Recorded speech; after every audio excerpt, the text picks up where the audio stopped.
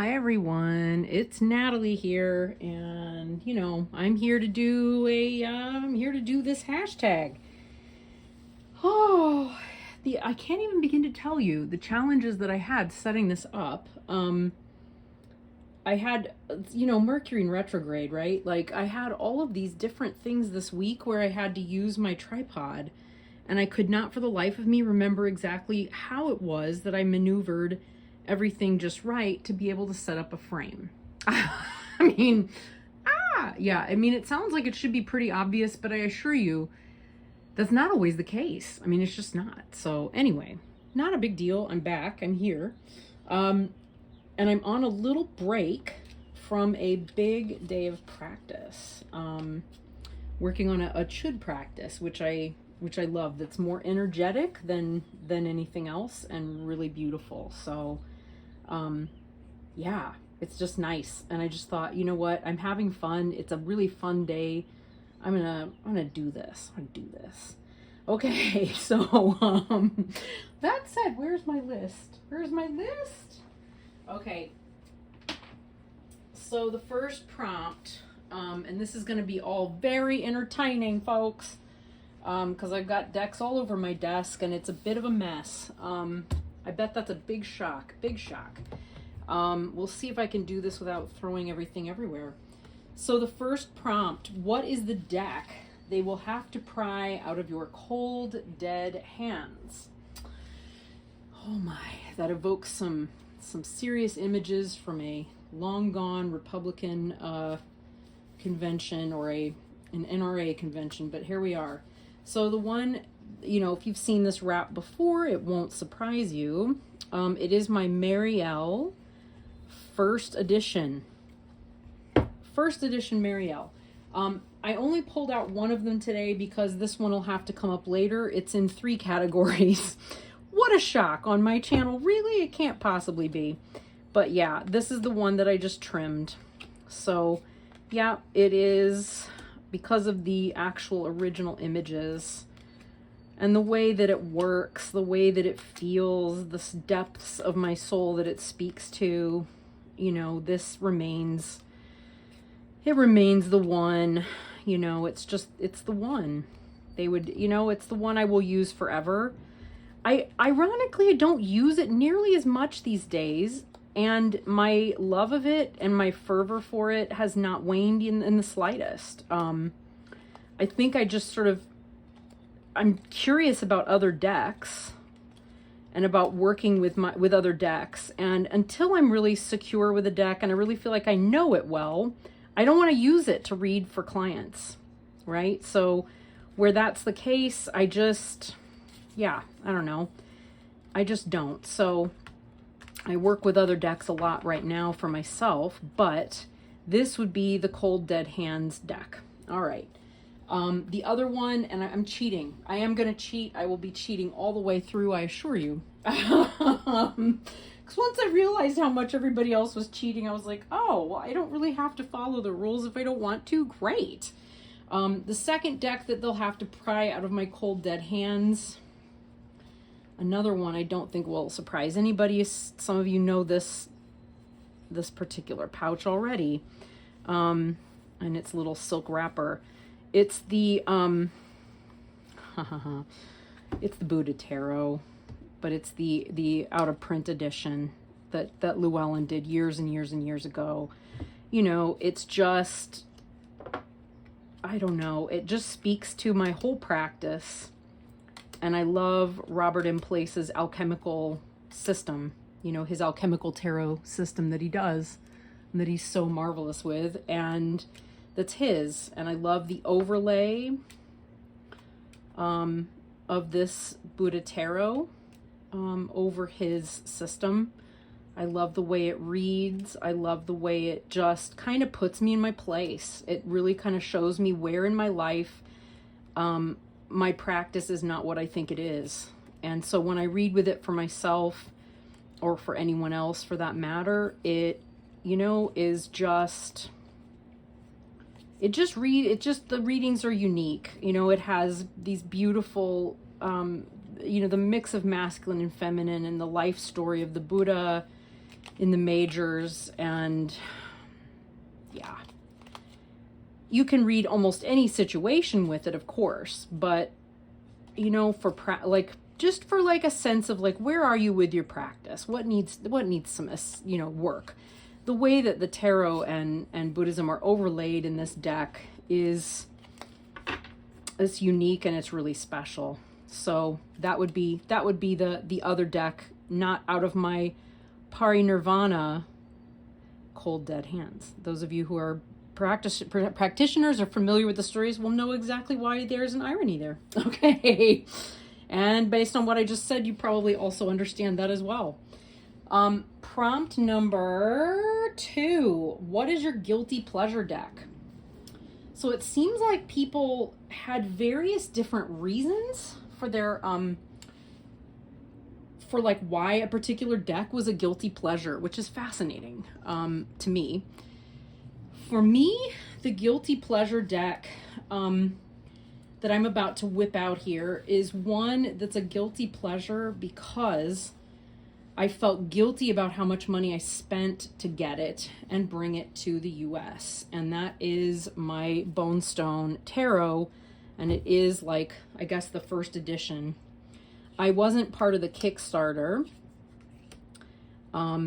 process, but as soon as I found out that Avalon Cameron had more copies available, I jumped on and immediately got one.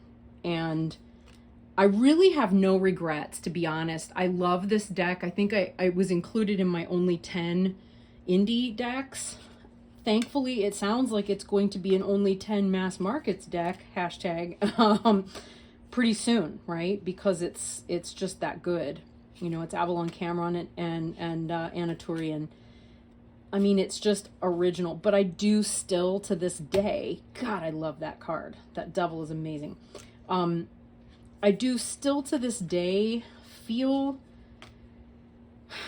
honestly, I don't even remember how much it cost, to be honest, but it was a lot of money. It was not a cheap deck, and getting it to the US, the shipping, I remember, was just ruinous. So yeah, I mean, this one is just the guilty pleasure, and it is a total pleasure. I don't really feel much guilt at this point. God, that's a good card. God, that one's good. Okay. But you know what I'm saying? I think most of you know what I'm saying. You know, we've been talking about income inequality and so forth. This one had to go on a credit card, folks. I mean, I couldn't afford to just, you know, I rarely have like a couple $100 extra in my account where I can just spend it, right? So yeah, I mean, that was not an easy purchase. So there's that. You can hear it, right, in my voice. I still sometimes am like, oh God, that was a lot of money. And thank God I love the deck. I mean, I knew I would as soon as I watched the walkthrough of it. And again, I feel a lot of guilt. It was money I did not have to spend, but it is a pleasure. It is a pleasure. So there we go. There's my guilty pleasure deck. Number 3, what's the deck that you wish existed? Honestly, I've thought about this a fair bit. I feel like most of the decks I wish existed already exist. So if I were to take it a step further, you know, I have 2 really remarkable Buddhist tarot decks, but I would love to see, you know, one that's more based around the divine feminine, you know, but is also Buddhist. So it would maybe include dakinis, and it would be more, you know, instead of, you know, like Robert M. Place has an art style that's uniquely his, and he kind of taps into some of the, you know, the imagery and style found in Tibetan decks, right? But yet the imagery isn't quite there. I don't know. I would just like to see it use more authentic imagery and style. Where's my Siddhartha tarot? I can't find it here. It's here somewhere. Here it is. It's underneath another deck or pile. Oh, heavens, where am I going to put this? Okay, put it here for now. Yeah, I feel like it, you know, again, Bruno Letizia in this deck is kind of, you know, he's tapping into things, but they're like, you know, they're more modern and they're more, I don't know. But I'd love to see like more of a Tibetan looking deck. More the style. You know, it is very folk art. You know, it's the way the style of their artwork is not realistic.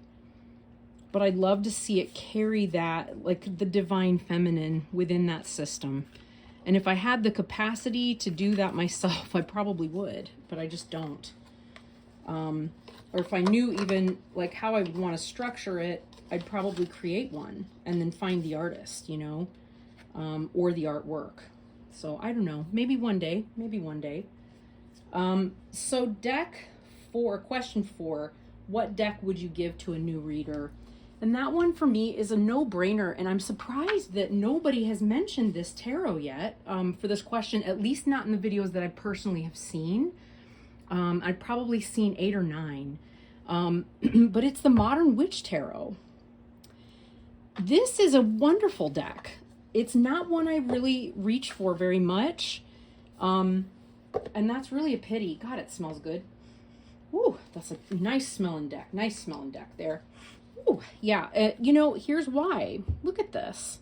We're getting all of the RWS imagery, but it's also, you know, it's authentically RWS, so you're learning the system, but you're learning it in a way, and, you know, understand RWS, and you're going to understand pretty much every deck that's out there. Most of them are in some form going to be following RWS, right? They're almost all of them. Not all of them, but almost all. Unless it's got its own system or it's following Thoth or it's, you know, a TDM. You know, they're going to be kind of correlated back to this one. But it's updated, right? It's modern. It puts things and people in situations here in ways that we understand in our contemporary time. Makes it a little bit more relatable and accessible. It's a more inclusive. I've always loved this one. It's just so good. Yeah. I think it's just, yeah. I don't know why more people haven't mentioned this one. You really could use pretty much, you know, the little white book for the RWS. You know, or almost any book that's specifically about the RWS in depth, and you're still going to get everything you need from this deck. But it is, yeah, it's modern, it's updated, it's beautiful. I mean, we get that right away, right? We understand the Four of Swords immediately when we see it in that context. Yeah. Yep. I even love that they're wearing masks, guys. They're wearing COVID masks in that one. I mean, it's just genius. I guess this is pre-COVID, but I mean, how relevant? Yeah, I don't know.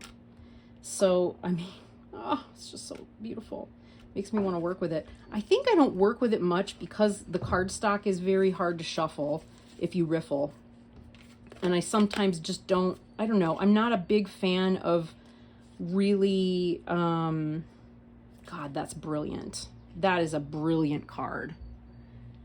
Yeah. I'm just not as, I'm not as into RWS, like straightforward RWS. It just kind of, I don't know. I worked with my RWS guys for so many years before I really was like, okay, you have permission to get another deck. You have permission to work with other decks. You have permission to work with tarot again, full stop, right? Because I took a long break while I was in seminary, and it was a wise thing to do, right? I could come back to it and see it in a very different light, but I just spent so many years with an RWS deck, just one. So yeah, the hunger that I feel for something else is just, you know, I have RWS in my brain. It's emblazoned there. Okay. So, what deck? Number 5, what deck do you get along with? But it just, you know, for whatever reason, it just never clicked. I'm gonna say or did you want to get along with, but it just never clicked. Wanted to get along with it, but it just never clicked. It is the Mildred Payne's Secret Pocket Oracle. I have the Seance edition. It's the only one I have. I really want to love this deck. I don't know why. It just, we struggle. I keep trying because I really, really, really want to love it. I want to get along with it. I've just never completely been able to. Oops. I don't know what it is. It's like it just doesn't, I don't know. I just don't quite get what it wants to say to me. I tried working with the PDF of the book, and it just, that also didn't work. I don't know why. I wish I did. But again, I sometimes can overthink, right? I am a thinker. A lot of swords in the wands and cups in my internal system. And I don't know what happened. I just don't tap it easily. So yeah, don't know what that's about, but there we go. Just never quite worked. I will try probably. I think I did not even try last year to use it, like around Halloween time and throughout the fall, which is when I really like to work with spooky wooky decks, but it just didn't. Yeah, I don't know what it is. All right, so that's the one. Question number 6. What deck do you only keep for the art? That's a, oops, I dropped a Mildred Payne card on the floor. What did I write for that? Oh, I know. Okay. So I've seen this one a lot for other people as well. And I totally understand why this is a thing for this prompt. I'm going to say that I don't just keep this deck for the actual artwork. I keep this deck because it is a work of art. This deck, my friends, this is a work of art. The deck, the box, everything about it is a work of art. It is exquisite. It's La Corte dei Tarocchi. And I just completely adore it. I did intend when I purchased it to work with it, and I don't only keep it because of the art and because it is a work of art. I keep it because I love it. I just really don't read with it, that's all. I could read with it. It's a beautiful pip deck. It is sort of bookmark sized. The artwork is just exquisite. I absolutely love it. It has one of my favorite images of the Hermit. I love this, just the specificity in all of the coins, right? I think it's in order.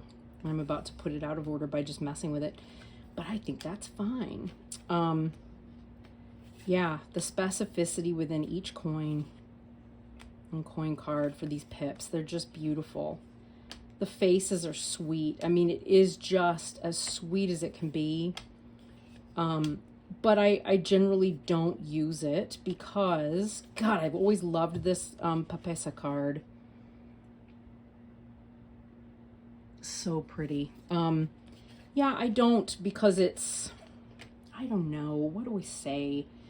I worry that I'm gonna, you know, I just lost my, oh no, I lost my list. I worry that I'm going to, you see the state of my hands. I'm always putting different creams and things on them. I don't have them on there right now. There is that beautiful Hermit. I love him. But yeah, it just, I don't know. I worry that I'm going to get some kind of a cream or oil on my cards. I worry about that anyway. The Death is beautiful. Temperance. I mean, they're so lovely. I don't want to mess them up. Oh, yeah, the Sun and Moon. They're just so sweet. And yeah, I love having it as, you know, just as it is. God, that's so beautiful.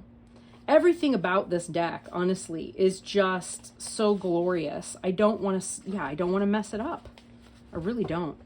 And so that's why I really just don't use it. But I do so enjoy occasionally pulling it out and just looking at it because it's so pretty. And I have zero regrets about owning it, keeping it, etc. If I could, I would have multiple decks of, from Il Meneghello, but I just, they're expensive. You really have to kind of want them and be able to use them or feel confident using that cardstock. Yeah, so there we go. What deck did you buy because everyone else did? So this one is an interesting one. I'm just aware of time here. I may have to speed this up. The deck that I bought, that because everyone else did, was the Gaia Tarot. And I got told by so many people, oh, you're going to love this deck. It's the most wonderful deck. Natalie, you should get this deck. I mean, people that understand my love of the Marielle, people who have very similar tastes in decks and cards. And I purchased it at the very beginning of 2021, and it was not a fit. And so it went right out of my collection after that. What deck is over your head or just baffles you? Right now, I would say, it could be so many different ones. So many different ones. So many. But right now, it's going to be the Rotamundi Tarot. I mean, here's my thing, though, right? I'm kind of laughing about it. A deck is over your head when you just don't have the space to really fully take it in, right? It doesn't have to be because it's hard. Honestly, I feel like if you have the ability and the space to really take something in properly, it's no longer over your head. And I feel like this one eventually would not be over my head. But right now, I haven't since I got it. I don't have the space to really take it in and work with it properly. And I did want it to be able to fully study more Rosicrucianism and its influence in various decks that I love. And I will one day. But right now, it's just kind of out of reach. I don't want to have it out of order. You can't even tell what order it's supposed to be in, right? Because it's not so straightforward. And it's running through its own system and understanding. I would also say the Eudes Picard system of tarot is one right now that also feels inaccessible and over my head. Again, because I just don't have the mental space to take it in at the moment. But again, one of these days, I know that I will, and it will be a super-de-duper fun time. All right. So, what deck surprised you? What deck surprised me? I think the deck that surprised me was the Apparition Spirit Speak tarot deck, because at the time I purchased this, which is a very good little while ago, it's so cute, it was kind of just, I thought the artwork was really meh, kind of just wasn't into the artwork. And then over time, there was someone I was friends with at the time who's no longer on TarotTube for some time now, who was really into it, and she loved it. And once I watched her, God, it still smells good. Oh, so beautiful. Once I watched her walkthrough of it, I thought, Natalie, you've got to open your mind. You have to. Stop being so closed-minded. What's your dealio? And once I opened my mind and was willing to kind of take in the artwork and the art style without, with an open mind, say without prejudice, there's always bias and prejudice, but with an open mind, I fell in love with it, and it completely surprised me how much I fell in love with it and how much I appreciated it. So that's the deck that surprised me. Okay, next one, number 10. What deck doesn't really work for you, but you keep it because it's a collectible? This is a hard one. I don't really feel like this is the case with this deck. In truth, the truth of the matter is I just don't reach for it very often, or hardly at all, we could say. but I wouldn't say that it doesn't work for me. I'm searching here all over my desk for it because right now I can't. There it is. There it is. I found it. I found it, you guys. It is, God, they're everywhere. They're everywhere. Where am I going to put these? I got to wrap some stuff back up. It's the Dark Goddess Tarot. It is a indie edition of the Dark Goddess Tarot. Please don't yell at me. It's not that it doesn't work for me, and I don't keep it only because it's a collectible. It's not a deck I reach for very often, hardly at all. It does kind of work for me, but it's not one that's like super resonant as much as I thought it would be. I feel like if I really put the time into working with it, it probably would. Again, I don't only keep it because of that, but I definitely do have a great awareness of its collectability, and yeah, that's all I'm going to say about it on that level, right? It is a delightful deck. God, it's really sweet. I mean, and it does shuffle like a dream because it's, it's that gentle cardstock, or like super buttery, thinner cardstock, right? Yeah. Oh, I pulled out dakinis and yeah, I think at one point I was just like wanting to look at those and look up their meanings. But yeah, it is a really beautiful book, or really beautiful deck. I'd love to get the mass market edition. I review for Schiffer. I could always call them or email them and say, please, could I review this? I don't feel a strong desire to do that just yet, so I haven't. Even if I did, I would probably not be relinquishing, definitely would not be relinquishing the deck. But I think its value, because it's not just, you know what I'm saying? It's not just because it's an indie deck and it's the indie version. It's because I do also appreciate it. I just don't use it very much. So that makes me think, like, what was the prompt again? It doesn't really work for you. It doesn't not work for me. But yeah, this is the one that most, I guess, best fits that description, because I have worked with it, but I don't work with it a lot. I think that's fair. I think I can do one more, and then I'm going to have to take a short intermission and come back. What deck is my favorite gilded deck? I feel like there's definitely going to be two here. My favorite gilded decks, plural, there are two because there just have to be. The first one is the Dust to Onyx, because that gilding, it's that beautiful matte gilding, and it's so beautiful. It doesn't wear off. It doesn't come off in your hands. It is a rose petal finish, but it is not clumpy. And it's honestly, talk about another deck that is a work of art. Like the presentation, I've said this 1,000 times. I'll probably say it 1,000 more, but the presentation of this deck and the way that it comes, I've just never seen anything quite like it. It's really every single detail, every detail fussed over to at the level of really of an MFA artist, or obviously a professional one. So yeah, favorite.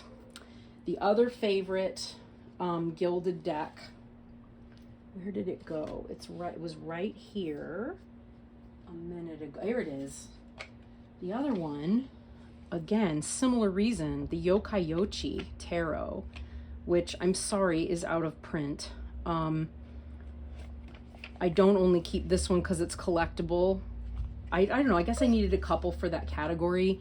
I guess I've had the Ellen Lorenzi print, the Dark Goddess, for longer, and this just fit the category better. I don't use it much. I'd love to use it more. Look at that. And it's it's just so beautiful. Like when you overhand it, it's papery, and but it's deep and saturated, and the color, and I don't know, and the way that the gilding works with that color scheme, it's perfect. And it is a traditional gold gilding, but it just works. And it's just so beautiful on every level. And it smells good too. Okay. Yeah. I'm going to take a little break with this video because I've got to get back to my retreat. But I can at least clear a few decks off of my desk now and have a little bit more space. But I'll be back. And I'm back. And it's, you know, you won't believe it. It's like 2 weeks later from when I started. Yeah, I got kind of hung up doing, you know, so many other things. And as much as I would love to have finished my VR on the day I was having a retreat day and some space in between all the big practice sessions, it was really more of a class than a retreat. You know, it was just easier to come back and do it this way. Anyway, had to sniff a deck there. So we're at prompt number 12. Which deck do you love but hate the cardstock? That is a really obvious one for me. It's this one. Not going to be a shock to anybody, I think. And you know, you guys know me, right? Like, I'm super tolerant of cardstock. I'm really, woo, see, there we go. There we go. I'm not really somebody who gets fussy about it. I like a variety of types of cardstock there. Just setting up my little camera shot boundaries again. Yeah, there we go. But that said, this is just inexcusable. I mean, and I am generally a fan of Schiffer decks, including their cardstock sometimes. Yeah, this is the worst. I don't know what they were thinking. It is floppy. It does not hold together. They were going to send me a replacement copy of the deck, which I guess they'd owe everyone, right? Because they're all that way. They never did. They never followed up. I don't know what's going on. They're not, I don't know. Who knows? But anyway, it is hard, if not impossible, to shuffle. It's so big, it's hard even to like try to overhand it. It's just kind of a nightmare. And so I don't try to read for other people with this one. If I want to read for other people with the Buddha Tarot, I read for other people with my out of print copy. And this one is really just for me, which is a pity. How do you do, I mean, how does that even happen that you take one of the greatest, most sought after tarot decks by one of the, you know, arguably one of the greatest tarot artists and scholars and contributors of the last, at least, you know, for a very long time, How do you do that? Like, I don't understand. It's really not, and it took forever for them to get it out. You know, the backs, I don't know if it's showing up on camera, but sometimes the backings are different shades. There's two right there. I don't know if that shows the lighting. We're at the end of the day here. So the lighting's a little weird, but anyway, you name it, it's not good. The thing I can think of to do that would make it more shuffleable and easier to use would be to top and tail it. Sharon over at Trio of Witches did that, and it worked to great effect, I think. And I'm really kind of at that point. I don't know. It's just a disaster. And it really breaks my heart. It's my favorite deck ever, and I hope people still want it anyway because it's just so brilliant if you can overlook the cardstock. Okay, now, this is an interesting one. What deck... prompt number 13. What deck gives you the willies? There are two, and they create that effect for me for a couple of different reasons. Where's my other one? Oh, where are you hiding? Mildred Payne. Oh, there she is. I gotta be honest, the Mildred Payne Secret Pocket Oracle gives me the willies. I don't know why. It gives me weird answers. I think did I already mention this one? I don't even know. But, you wanted to get along with it, but it never clicked. I think I mentioned this one. I don't know. The answers that it gives me can be really creepy and weird. And I know that's the whole thing, right? But it just... Yeah, I don't know. So, the answers don't make sense, but they don't make sense in a way that makes me wonder, like, who's answering this? You know, like, I don't know. It's just kind of weird. I want to love this so bad, and it's just, I don't know. Well, I may give it one more try later this year, and that'll be that. The other one is, unsurprisingly, and I'm somebody, let's be real, I'm not somebody who normally gets the willies from decks. It takes a lot to make that happen for me because I can tolerate an enormous amount of creepiness and weirdness. Yeah. If I even began to tell you the number of crazy shit that goes down in my universe, I don't know. It really stretches credibility. Let's put it that way. All right. Anyway, so this deck, here's why. And it's not going to be the kind of creep factor that makes me ever want to get rid of this deck, by the way. If anything, it endears it to my heart ever the more. But I've also not read a lot with it in the time since. If I think to, because I'll have to join these two chunks of video somehow, I will probably unite these. Maybe I'll come up with the tarot reading that I did for this. Back in 2021, when Gabby Petito went missing, talk about moments that stretch credibility and your sense that you know you're anchored in the world, right? For so many reasons besides just the obvious ones with that case. I decided, I mean, I was having some crazy experiences around that case because I began tracking, and it's dangerous for me to start tracking something. It just is. It's not a good idea. So I started tracking the case. And I did a reading just because I wanted to get a sense of like what did actually happen to her. And I don't remember which cards I pulled. I kind of I blocked it. Essentially, although there's one telltale one that if I get to it, I'll tell you. When I pulled the cards, first of all, the deck reads like, I mean, it kind of reads like a Kipper or a Sibylla. So if you're into that kind of reading, this is your guy. Wow, I wonder where that card is. This is your guy. That was one of them. I remember this was one of them. But the reading was so wickedly accurate when they did finally find her body. I basically had a message. I had a message from a person that I sometimes started to think, I wonder if I'm just thinking of this. It wasn't Brian or Gabby, but it was somebody I know from my life who died horribly. Here we go.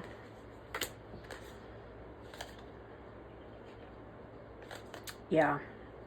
And I think this one might have been in there too. It was just creepy. I got told what happened to Brian and how Gabby died based on this deceased person telling me what had happened. Because I don't know how they knew. I wondered if I was making it up. I did a reading. I wrote everything down. And then when they found out what really happened to her, or likely happened to her, the way it looked, the way it flashed in my mind, the way all of these came together, it all made sense. That same person also told me exactly where Brian was that whole time that he was missing. And it was where they actually found him. It was eerily creepy. And it's not, I mean, that relationship with that deceased person is no longer happening in that same way. I hope it doesn't, because I really hope that person has found greater peace and has moved on. But you can see what I mean when I say, like, I know I'm talking to the witchy community here, but, like, you know what I'm saying? Like, when things just really stretch the bounds of credibility, that's the zone. That's the zone. So, yeah, that was a creepy moment. that was kind of distressing. And I put the deck away, and I think I have used it a time or two since.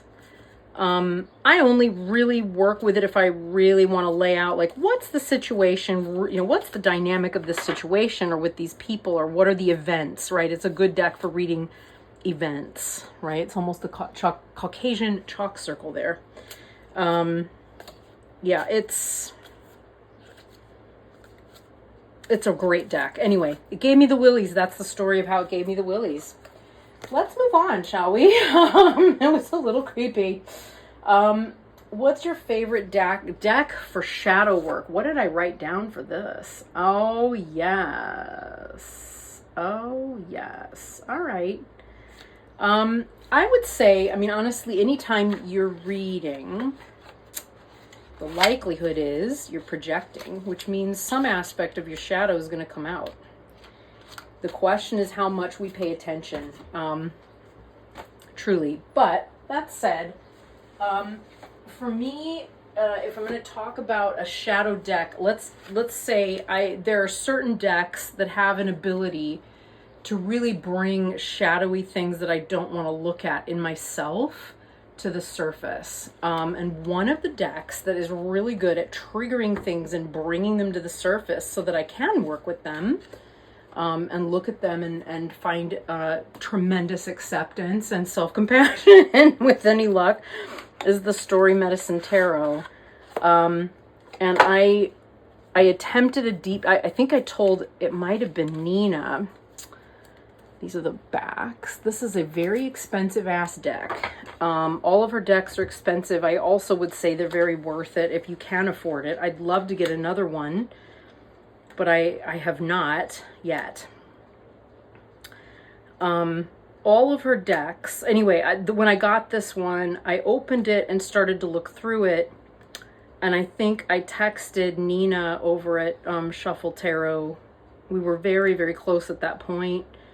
And I right away just said, like, when I opened this deck, like, I almost had an anxiety attack, and I started shaking. And I think I got a little weepy at one point even. It just brought up so many things, so many parts of myself that I had really, I don't know, I guess just kind of put to one side or had to just squash, hide, not let through, feel embarrassed about, feel ashamed of. And yet here, you know, there's such tremendous and profound acceptance that is out, I mean, just extraordinary. So yeah, this one can bring it to, it doesn't, I'm like looking at it thinking like, ooh, is it bringing things to the surface? Like, what's happening? But I'm not really noticing that as much. I did get the deck, I should say, in 2019, I guess fall 2019, and a lot of things have changed since then. I have not worked with it since fall of 2019, really, in much depth. I did work with it quite a bit when I first got it. I guess I worked with it into early 2020. I think I picked it back up again at some point in 2020, as I recall. I probably have to go back to my journals. But yeah, I mean, it's challenging. It's a challenging deck. So there we go. That is a shadow deck for Nat. All right, which kind of makes me want to get the other ones because I'd like to see what those bring up. I suspect not quite the same thing.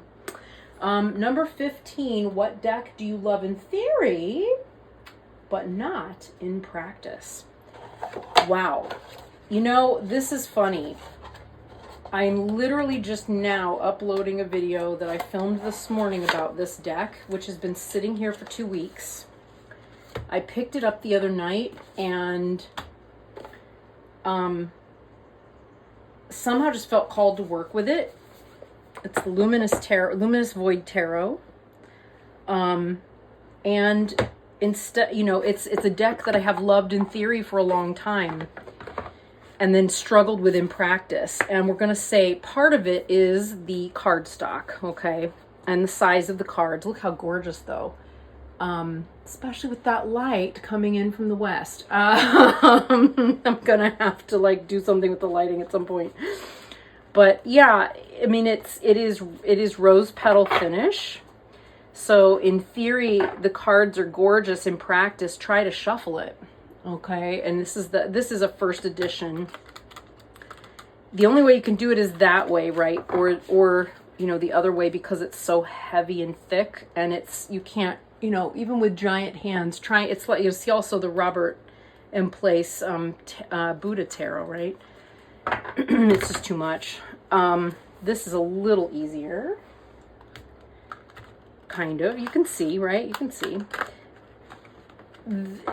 It's, you know, Laura Zuspin, the maker, the creator, is a beautiful deck. I love it. I clearly haven't gotten rid of it ever. I just can't.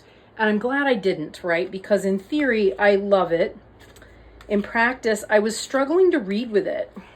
And I realized over the last few days, part of it was because I was not seeing it genuinely as it is. Or with fresh eyes. I just made the assumption that it was simply Rider-Waite-Smith. I could just plaster Rider-Waite-Smith meanings onto it. I'd pretty much dismissed the guidebook, which is, as you can see, thin, right? And I just did not, I loved it I loved it for, it's a work of art. The whole deck is just a work of art. But I was not really able to practice with it. And then suddenly, because it was just sitting there, and I thought, I do love that deck. I think while we're sitting watching a TV show that I don't really want to watch, I'm going to pick up this deck and just look at it. I cannot tell you how happy I am that I did. So whichever video comes out first, you'll either recognize what I'm saying because of what I say in that video, or, you know, you'll go, ooh, what's that video, and want to go watch it. It's a stunning deck.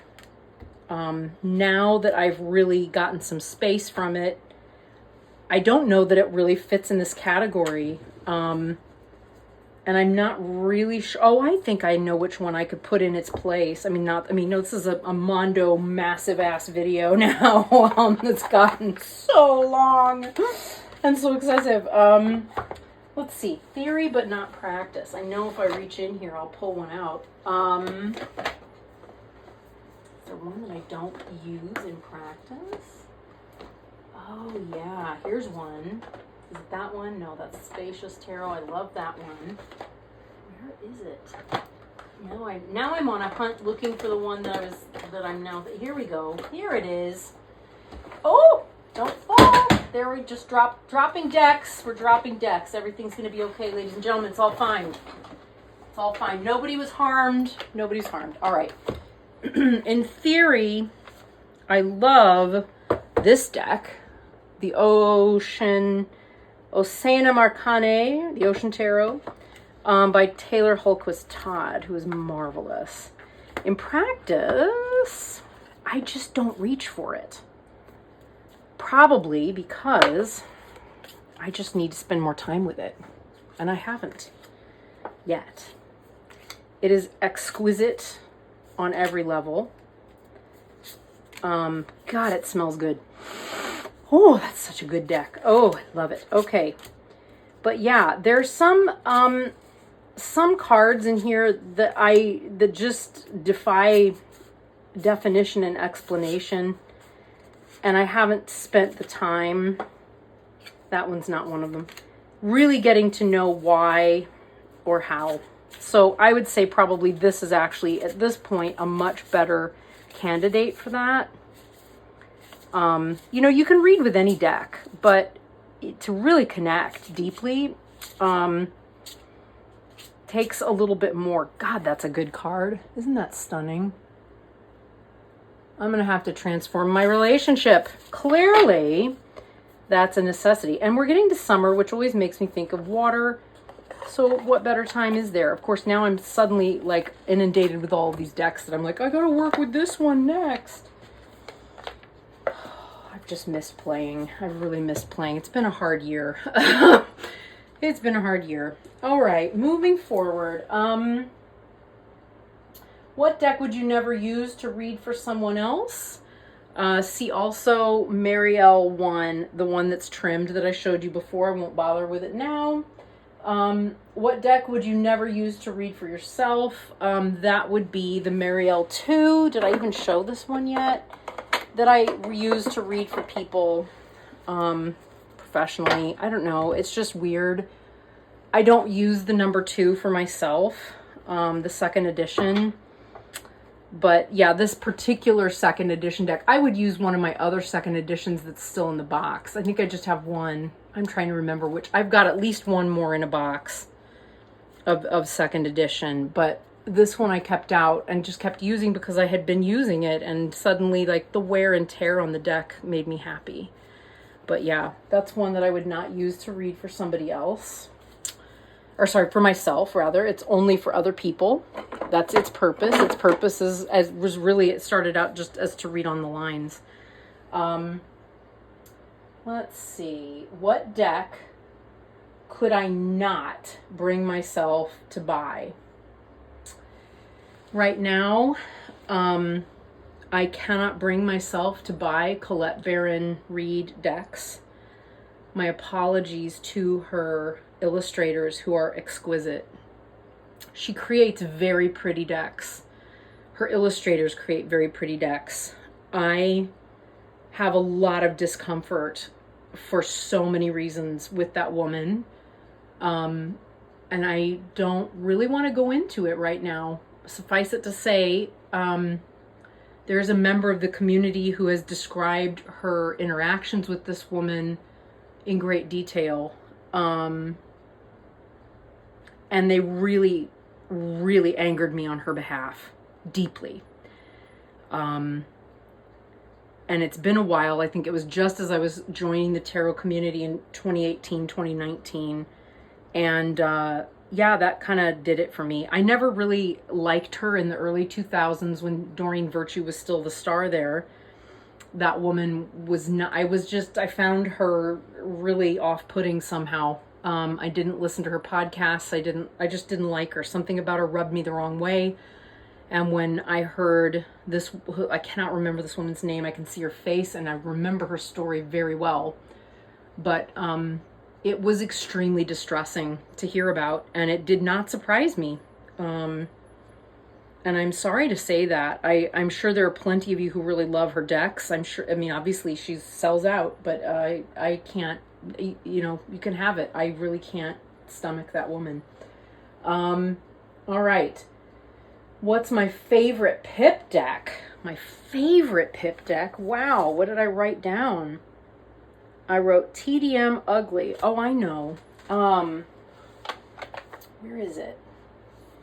Where did you go, my baby, my darling? Here it is. You're gonna laugh. Triumph della Luna, Paradoxical. I freaking love this deck. Favorite ever Pip deck. Oh, these are the extra cards there. Yeah, this is a wonderful deck. I have it edged in purple. Yeah, it's the Paradoxical. One of the best Pip decks. I guess a TDM is okay to use for this, I'm guessing. I think some other people did. Yeah, I mean, I think it's genius. There's so much in there. There's just so much in there to look at and take in, and it's so beautiful and so creative. Favorite ever. Love it, love it, love it. Another one that I think is rather Pippish, that I could, there's several, but this one's my favorite. We'll stop it with that. It's just something, you know, I can't help it. I get so excited. Okay. What deck slaps you with the truth? I have a number of decks that slap me with the truth. It is hard to look at the truth sometimes, and it is hard to take in the truth, especially if you're doing work around, if you're doing your own work around race and culture and colonialism. which is not an easy thing to do, right? God, this smells good too. You know, it is necessary sometimes to ask those hard questions. I have several ally decks that work with me and help me see myself as I am rather than how I intend to be, which are often two very, very, very different things. And there are a couple of decks that slap me with the truth, but I feel like this is one that bears, it really needs to be mentioned. So it is the Land Back Tarot by our very own Auntie Kay. This one just, it not only tells you the truth, right, generally about whatever it is that you're inquiring about, and I put it back in order the last time I used it because I need to go back through and relook at the suits and relook at how, you know, they all get pulled together. These are actually from the oracle that comes with it. I don't know that I've used the oracle yet. Oh, that's good. I've mostly worked, yeah. Oh, yep. Entitlement. I mean, when you get cards like this that come up and really tell you about it, right? Like that, this deck will do it. I mean, it will every time. Every time. It made me want to look more into the experience, you know, of the Native people, First Nations people of Canada, which is at least as horrifying, if not at moments even more horrifying in recent times, than what is happening right now with First Nations people in the U.S. And has been, and just kind of gets ignored. Yeah, this one will bring it to your awareness in a way that you cannot look away from. And it is heartbreaking and sickening and enriching. Yeah. But it is as straight talking as Auntie Kay. It really is. The deck, it definitely holds her voice and her intent. And it is, it will slap you with the truth. There's no doubt. It will slap you with the truth. So that is my slap you with the truth deck. And finally, what is the deck that got away? The deck that got away from me, I'm going to say is the Iris Tarot, or sorry, the Iris Oracle. I love the Iris Oracle. I loved the Iris Oracle. I had it for quite a while. I worked with it intensely, and then I went on a purge where I thought I really didn't need so many decks. I didn't really even have that many at the time, comparatively speaking. But I went ahead in my enthusiasm, I believe it was in early 2020, and at my channelversary, first year, and I gave it away. I did a giveaway, and I gave away that one, and I gave away the Vessels Oracle, both of which I really, really regret. Both of them are by Mary Elizabeth Evans. I just loved them. When I watch Candy from Candy Soul and Soil work with hers, I get the twinge. And I think to myself, Natalie, you did a dumb thing. You did a really dumb thing. Why did you do the dumb thing? I don't know. I did a generous thing is what I did. I did a generous thing, but it was kind of dumb. It was kind of dumb.